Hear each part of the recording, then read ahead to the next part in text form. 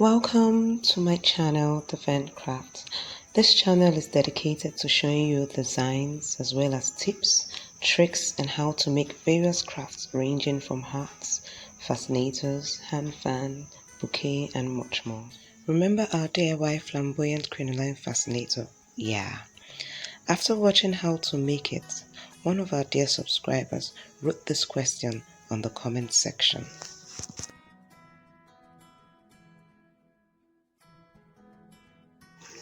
Today, we are going to be answering that question. Let's dive in. We'll be needing a bias, crinoline, tape, and scissors. Let's assume we need 1 yard to make that fascinator. So the first thing we're going to do is we're going to measure out 1 yard. That is 36 inches of the crinoline.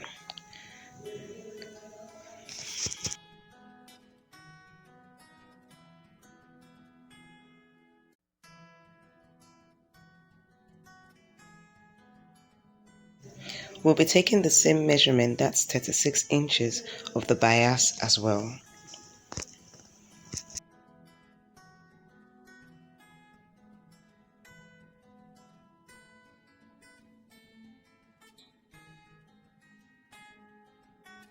Let's go sewing.